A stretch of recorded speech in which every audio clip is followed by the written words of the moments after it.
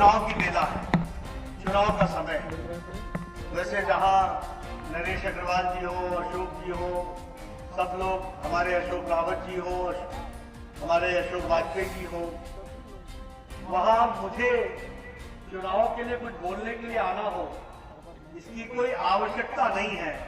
आपके पास स्वयं सारी बातों को देखने वाले, समझने वाले यहां बहुत ही वरिष्ठ नेता हैं। लेकिन चुनाव हो और पार्टी के अध्यक्ष होने के नाते ये मेरी जिम्मेवारी होती है, तो मैं हरदोई ना आऊं और आप सब लोगों के दर्शन न करूं, यह भी संभव नहीं है। इसलिए मैंने कहा मैं जाऊंगा और आप सबके दर्शन करूंगा। और सबसे बड़ी बात यह है कि अलका जी देश में पहली प्रत्याशी भारतीय जनता पार्टी और किसी ने नहीं, अर्थवंशी समाज से इसको जोड़ करके भारतीय जनता पार्टी की मुख्य धारा में लाने का काम किया है। इसको आप आशीर्वाद देंगे, इसको आप आशीर्वाद देंगे, ऐसा मैं मानता हूं। मित्रों, मैं सब जगह इस बात को कहता हूं, जब चुनाव आते हैं तो हर पार्टी अपने अपने तरीके से अपने तरफ आकर्षित करने का प्रयास करती है। हर पार्टी कहती है मैं ये करूंगा, मैं ये करूंगा, मैंने ये किया, इस तरीके की बातचीत करती है। आप सब लोग को मैं आपकी तालियों की गड़गड़ाहट से समझ जाता हूं कि आपने तो मन बना लिया है कि अलका जी को लाना है, लेकिन मैं आपके माध्यम से हरदोई की जनता को निमंत्रण देने के लिए आया और आपके माध्यम से बताना चाहता हूं कि हमको चुनाव में कभी भी किसी को क्या कह रहा है इसके आधार पर मत चुनो। किसी भी पार्टी को चुनना है तो क्या किया है उस आधार पर तय करो कि वो आगे क्या करने वाला है। और ये अकेली भारतीय जनता पार्टी है और इसके नेता हैं जो जनता के सामने छाती ठोक कर जाकर कह सकते हैं जो कहा था वो किया है, जो कहेंगे वो करेंगे, ये बात हम कह सकते हैं। और कोई राजनीतिक दल ये नहीं कर सकता, कोई राजनीतिक दल ये हिम्मत नहीं कर सकता है कि वो कहे कि मैंने जो कहा था वो मैंने किया है। ये कहने की हिम्मत सिर्फ भारतीय जनता पार्टी के कार्यकर्ता, नेता को होती है। यह दूसरी बात कि बाकी पार्टियां क्षेत्रवाद, वंशवाद, परिवारवाद, किसी विशेष इलाके से जुड़कर इससे ज्यादा दूर देखने की आदत नहीं है। वो विकास की दृष्टि से देश को आगे ले जाना, प्रदेश को ले जाना, ये उनका लक्ष्य नहीं है। ये सारी पार्टियां परिवार की पार्टियां बन गई हैं। और मैं कहने के लिए नहीं कह रहा हूं, आप भारत का नक्शा उठा के देखिए और ये भारत के लिए बहुत बड़ी राजनीतिक चुनौती है। मैं मीडिया वालों को कहूंगा कि आप इस बात को उठाइए। आप देखिए देश की तस्वीर, Jammu Kashmir, PDP, national conference, दोनों परिवार की पार्टियां। आप आ जाइए हरियाणा, लोकदल, परिवार की पार्टी। आप नीचे आ जाइए उत्तर प्रदेश, समाजवादी पार्टी, परिवार की पार्टी।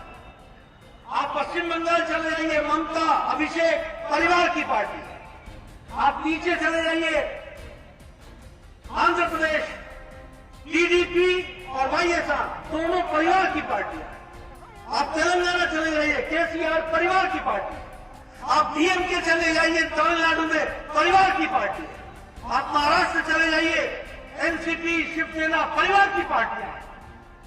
और तो और इंडियन नेशनल कांग्रेस, भारतीय राष्ट्रीय कांग्रेस, ये अब भी भारतीय भी नहीं रह गई और राष्ट्रीय भी नहीं रह गई।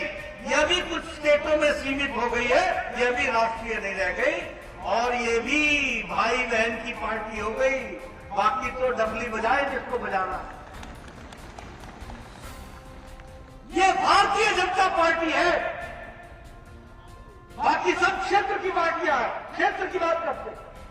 हमारी पार्टी है तो एक ही बात कहती है, सबका साथ, सबका विकास, सबका विश्वास, सबका प्रयास, सबको साथ ले जाने की ताकत है।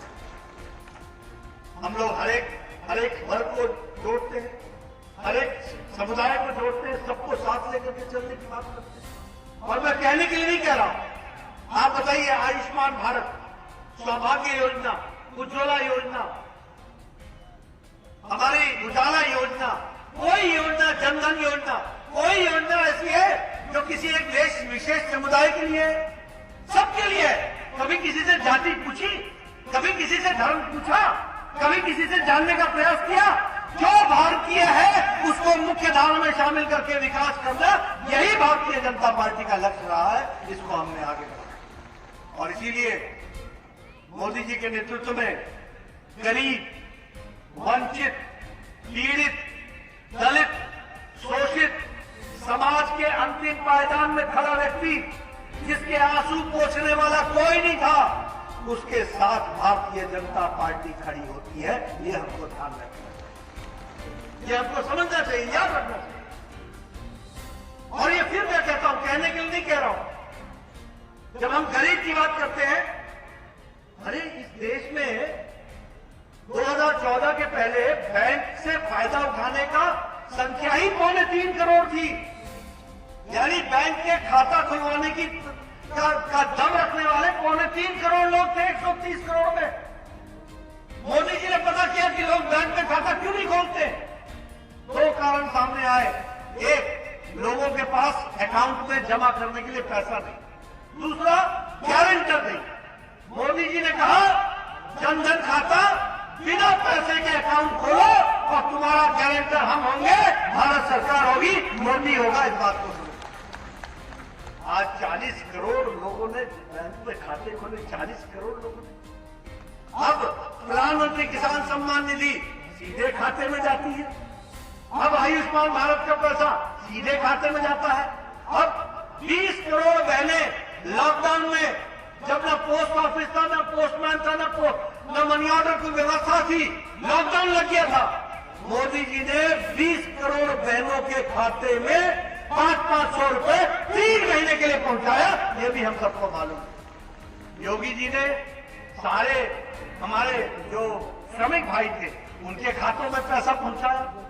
योगी जी ने जो श्रमिक भाई बाहर से, दिल्ली, मुंबई से जिन लोगों को गुमराह करके भेज दिया था, उनको बसों से ला करके घर तक पहुंचाया और इसके साथ साथ उनके भी खातों में पैसा डाला। ये जनधन योजना की तारीफ। आयुष्मान भारत, अगर मैं आयुष्मान भारत की बात करूं, कभी किसी ने सोचा था कि इस देश के 50 करोड़ लोगों को 5 लाख रुपए का सालाना हेल्थ कवर मिलेगा, सालाना इलाज के लिए, गंभीर इलाज के लिए 5 लाख रुपए मिलेगा और हर साल मिलेगा। 2021-22 में मिलेगा तो 2022-23 में भी मिलेगा। 5 लाख गंभीर बीमारियों की। कितने लोगों को? 50 करोड़ लोग। और कौन है ये 50 करोड़ लोग?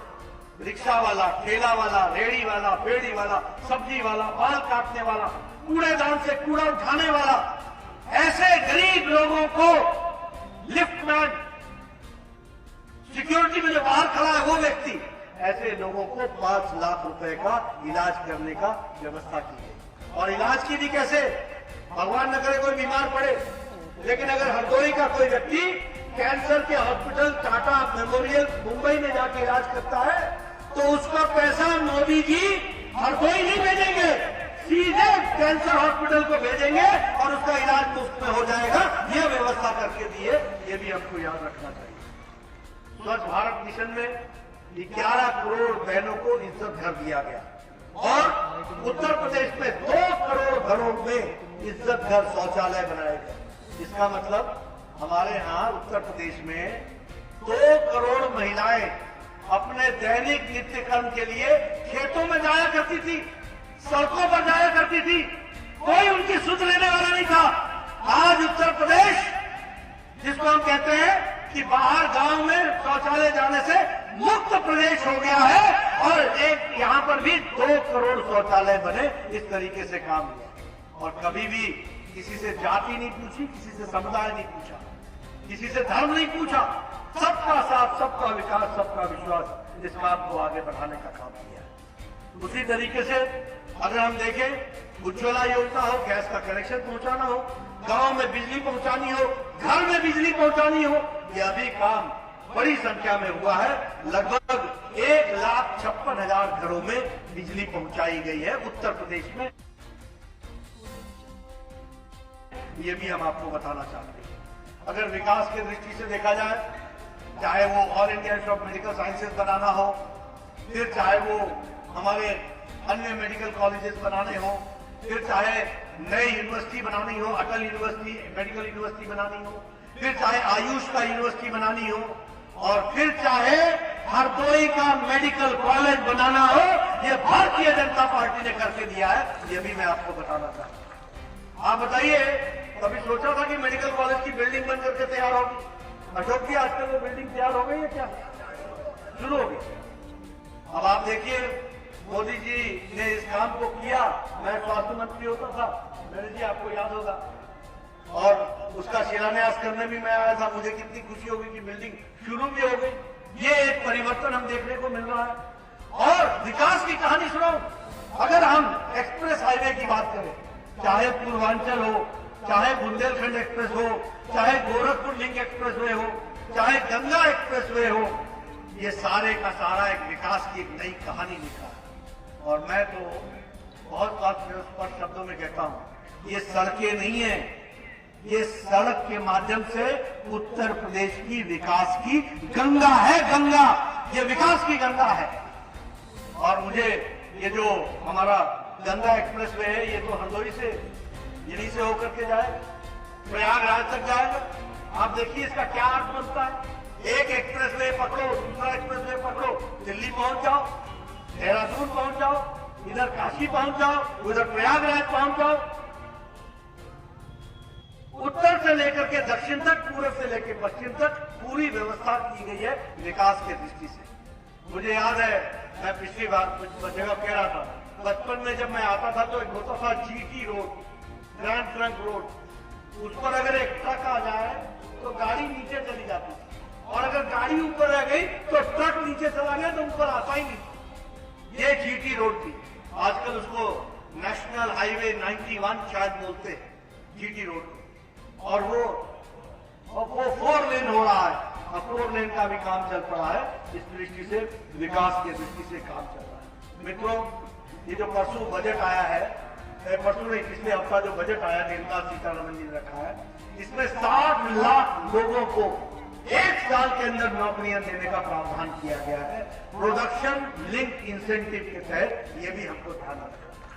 20,000 करोड़ रुपए खर्च होंगे 25,000 किलोमीटर सड़क बनने की। उसी तरीके से लगभग 80 लाख घर 1 साल में तैयार होंगे, 48,000 करोड़ रुपए खर्च होंगे। 3 करोड़ 80 लाख घरों को जल से जोड़ा जाएगा, नल से जोड़ा जाएगा, और इसमें 60,000 करोड़ रुपए खर्च होंगे। ये विकास की नई कहानी जा रही है। यह भी हम सबको ध्यान रखना चाहिए। मैं इलाके की बात करूं, चाहे बाकी सारे विकास की बातें करूं, बहुत से विषय हैं जो मैं आपके सामने रख सकता हूं। लेकिन मित्रों, मैं यहां अपना जो जन कल्याण के लिए जो लोक संकल्प हमारा आया है, लोक कल्याण के लिए जो संकल्प पत्र आया है, उस संकल्प पत्र में महिलाएं, युवा, समाज का वंचित वर्ग, समाज का हर वर्ग, सबको जोड़कर विकास के लिए काम करना, स्वास्थ्य के लिए काम करना, शिक्षा के लिए काम करना, बच्चों की शिक्षा के लिए अलग से काम करना, मौलिक सुविधाएं देना, जीवन में वो अच्छे से जी सके, इज्जत के साथ जी सके, इस व्यवस्था को देना, ये हमारा संकल्प पत्र है। और इस संकल्प पत्र के साथ साथ गरीब आदमी को सस्ता राशन, सस्ता भोजन यह मिल सके, इसकी व्यवस्था है। और इसके साथ साथ गरीब आदमी के घर में राशन पहुंचे, इसकी व्यवस्था है।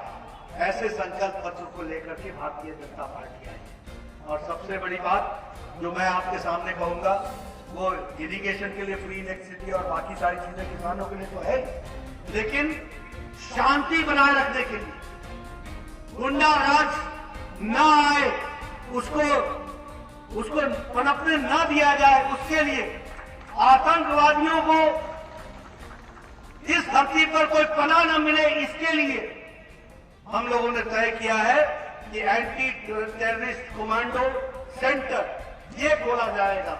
और ये खोला जाएगा देवबंद में, एंटी टेररिस्ट कमांडो सेंटर खोला जाएगा मेरठ में, रामपुर में, आजमगढ़ में, कानपुर में, बहराइच में। यानी हम भय मुक्त उत्तर प्रदेश, विकास युक्त उत्तर प्रदेश, विकास के लिए और भय से मुक्ति, इस तरीके का उत्तर प्रदेश बनाने का संकल्प लेकर के चलते हैं। आप बताइए, अखिलेश जी के राज में माफिया राज था कि नहीं था? आप बताइए, गुंडा राज था कि नहीं था? आप बोलिए, माताएं बहनें असुरक्षित थी कि नहीं थी? आज सुरक्षित है कि नहीं है? उनको सुरक्षित रखना है कि नहीं रखना है? अगर रखना है तो अलका जी को आशीर्वाद देना है, कमल का निशान दबाना। मित्रों, एक नई कहानी विकास के दृष्टि से। एक समय में हर तरीके का गुंडा राज था। आजकल गुंडे राज के या गुंडागर्दी करने वाले लोग या तो जेल में है या फिर उत्तर प्रदेश से बाहर है। आजकल बेरोजगार है। और क्या कहते, 10 तारीख आने दो, 10 तारीख आने दो। मतलब रस्सी जल गई, बल नहीं गया, बल नहीं गया। वही इरादे, वही सोच, वही सोचने के धन, यही उनका तरीका है। मित्रों, यह चुनाव सिर्फ अलका जी का चुनाव नहीं है। मैं कहूंगा कि अलका जी के चुन करके आप उत्तर प्रदेश और शांडिल और हरदोई के विकास का रास्ता आप खोल रहे हैं और विकास के रास्ते को आप मजबूती दे रहे हैं। इस बात को मित्रों, विकास की कहानी तो बहुत सी मैं कह सकता हूं। और वैक्सीनेशन की बात ले लो। आप बताइए, जिस तरीके से आप चुनाव लड़ रहे हैं और आप बैठे हैं, इलेक्शन कमीशन के प्रोटोकॉल को भी हमने माना, सब कुछ किया। इस देश में, दुनिया में एक बार नहीं 3 बार कोरोना आ गया। पहला वेव, दूसरा वेव, तीसरा वेव। अमेरिका आज कोरोना से ग्रसित है। शक्तिशाली देश मुसीबत में है। यूरोप के सारे देश मुसीबत में हैं। लेकिन ये भारत है जिसको मोदी जी ने स्वदेशी टीका लगा करके देश को भय मुक्त किया और कोरोना से मुक्ति दिलाने का काम किया है। ये भी हमको जानना। आपको जानकर खुशी होगी, उत्तर प्रदेश में 27 करोड़ से ज्यादा टीका लग चुका, पहला और दूसरा डोज मिलाकर। सबसे बड़ा अभियान टीकाकरण का देश में हो रहा है और सबसे बड़ा प्रदेश में, उत्तर प्रदेश में हो रहा है। हर को टीका लगाया जा रहा है। लेकिन मित्रों, जब टीका लग रहा है, मैं तो देखो पूर्व स्वास्थ्य मंत्री आपसे बताऊंगा, एक भारत में टीका पहुंचने में 20-20 साल लगे हैं। टेक्सास का टीका 25 साल बाद पहुंचा है। ये जापानी बुखार का टीका लगभग 50 साल बाद भारत में पहुंचा। और भारत तो कभी सपना देखता ही नहीं था कि हम वैक्सीन बना सकेंगे। मोदी जी ने 1 साल के अंदर स्वदेशी एक नहीं 2 वैक्सीन बना करके दी। ये भी हमको याद रखना। और बहुत बड़ा समाज के साथ द्रोह या समाज को गुमराह करने का काम किया तो अखिलेश जी ने किया, कांग्रेसी नेताओं ने किया, लोगों को गुमराह किया। ये टीका का ट्रायल नहीं हुआ है, ये मोदी टीका है, ये बीजेपी का टीका है। कहा था कि नहीं कहा था? बोलो। लोगों को गुमराह किया था कि नहीं किया था कि टीका मत लगवाओ? उसके बावजूद भी उत्तर प्रदेश की जनता ने 27 करोड़ टीके लगा करके मोदी जी की और योगी जी की बात सुनी है। और तो और अखिलेश बाबू ने भी मोदी टीका लगाया हुआ है, उन्होंने भी टीका लगाया हुआ है। मैंने पूछा कैसा लगा मोदी टीका, समझ में आया? लेकिन मित्रों, ये लोग जनता को गुमराह करने का काम करते हैं। इनको हमको जवाब देना है, ये हमको ध्यान रखना है। मित्रों, आज मैं आया हूं तो आपके सामने चुनाव की राजनीति की दृष्टि से, राजनीतिक सोच से देश और प्रदेश के हित को अहित में बदलकर अपना राजनीतिक स्वार्थ सिद्ध करने वाले नेताओं के बारे में मैं कुछ कहने आया। मित्रों, मैं 2 घटनाएं आपके सामने बताऊंगा और मैं चाहूंगा कि मीडिया के साथी दोनों घटनाओं को नोट कर लें और जब अखिलेश जी आए तो उनसे पूछे जरूर। पहली घटना, डेट से नोट करके कर लीजिएगा। 2007 के मई महीने में गोरखपुर में गोल घर में सीरियल बम ब्लास्ट हुआ। बॉम्ब ब्लास्ट हुआ था 2007 के मई में। यूपी पुलिस कुछ नहीं कर पाई, कोई पकड़ नहीं पाया। नेशनल इन्वेस्टिगेशन एजेंसी ने एक, उस समय यह संगठन का नाम था, मैं आपको संगठन का नाम भी बताऊंगा, हरकत उल जिहाद अल इस्लामी। इस संगठन के और इंडियन मुजाहिदीन के आतंकवादी, इन दो लोगों के दो आतंकवादी पकड़ाए थे। एक का नाम था तारिक कासमी, जो आजमगढ़ का रहने वाला था, और दूसरे का नाम था खालिद मुजाहिद, जो जौनपुर का रहने वाला था। सीरियल बॉम्ब ब्लास्ट हुआ था गोरखपुर में। अखिलेश जी मुख्यमंत्री बने। मुख्यमंत्री बनने के बाद उन्होंने दोनों के खिलाफ केस को वापस लिया, और कहा यह केस खत्म है। उत्तर प्रदेश के इलाहाबाद के हाईकोर्ट ने कहा आप केस वापस नहीं ले सकते हैं, ये भारत के कानून के तहत केस हुआ है, इस पर ट्रायल होगा, और ट्रायल होने के बाद तारिक कासमी को जेल में डाला गया, आजीवन कारावास डाला गया। ये आपको याद रखना। दूसरी घटना बताता हूं जो इससे भी और गंभीर है। 31 दिसंबर 2007 उत्तर प्रदेश के रामपुर के सीआरपीएफ के कैंप पर, सेंट्रल रिजर्व पुलिस फोर्स के कैंप पर आतंकवादियों ने हमला किया। AK-56 के असॉल्ट राइफल से हमला किया। 7 जवान शहीद हुए कैंप के अंदर, 7 जवान शहीद हुए। 7 माताओं की कोख सूनी हुई, 7 बहनें विधवा हुई, 7 बच्चे, 7 परिवारों के बच्चे अनाथ हुए। यूपी पुलिस नहीं ढूंढ पाई। NIA ने नेपाल और भारत के बॉर्डर से एक शहाबुद्दीन नाम के व्यक्ति को पकड़ा, और वो शहाबुद्दीन का व्यक्ति लश्कर-ए-तोयबा का भारत का कमांडर चीफ निकला। जब उससे पूछताछ हुई तो 7 लोग पकड़े गए, 7 लोग, और 7 लोगों के खिलाफ रामपुर में ये गोली कांड के कारण उन पर केस चला। अखिलेश जी ने बतौर मुख्यमंत्री केस वापस लिया। नोट कर लीजिए मेरी बात, केस वापस लिया, और इलाहाबाद हाईकोर्ट ने फिर कहा आप मुख्यमंत्री बतौर केस वापस नहीं ले सकते हैं, केस चलेगा। 4 लोगों को सजाए मौत हुई और 3 लोगों को उम्र कैद हुआ, ये भी हमको याद है। लेकिन मैं पूछता हूं कि हम तो संविधान में शपथ लेते हैं, मैं ईश्वर की शपथ लेता हूं कि मैं संविधान की रक्षा करूंगा। आपने क्या शपथ ली थी कि मैं ईश्वर की शपथ लेता हूं कि मैं आतंकवादियों की रक्षा करूंगा? किसकी रक्षा कर रहे थे? और मित्रों, आप सब तो किसान हो, चावल के एक दाने से चावल की किस्म पहचान लेते हो।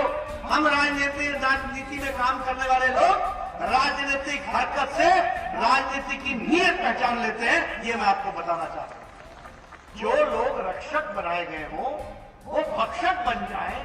क्या ऐसे लोगों को उत्तर प्रदेश देना है? क्या ऐसे लोगों को उत्तर प्रदेश देना है? मैं पीछे से सुनना चाहता हूं, ऐसे लोगों को उत्तर प्रदेश देना है क्या? मित्रों, यह चुनाव अलका जी का नहीं है, यह चुनाव हरदोई की शांति का चुनाव है। यह चुनाव हरदोई और शांति के विकास का चुनाव है। यह चुनाव उत्तर प्रदेश में अमन, चैन, शांति, बहने भाई सब विकास कर सके, उसका चुनाव है। एक तरफ वो खड़े हैं जो कहते कुछ है और करते कुछ है, और एक तरफ वो खड़े हैं जिनकी सोच ईमानदार है, काम दमदार है और काम असरदार है। ये हमको ध्यान रखना। इसलिए मैं आपसे अपील करने आया हूं कि आप भारतीय जनता पार्टी के कमल के निशान पर अपना मत दे करके, यहां शायद 23 तारीख को है, 23 तारीख को मतदान होगा। आप सब लोगों का मत मुझे मिलने वाला है, पार्टी को मिलने वाला है, ये मैं आश्वस्त हूं, इसमें मुझे कोई शंका नहीं है। आप सब लोगों की तालियों की गड़गड़ाहट से मैं पहचान लेता हूं, लेकिन आपसे निवेदन करने आया हूं, घर में मत बैठिएगा, गांव-गांव जाइए, घर-घर जाइए, लोगों को संदेश दीजिए। ये चुनाव किसी व्यक्ति का चुनाव नहीं है, ये उत्तर प्रदेश के भाग्य को मजबूती प्रदान करने का चुनाव है। इसको हम आगे बढ़ाने के लिए आप मेरा संदेश जरूर पहुंचाइए।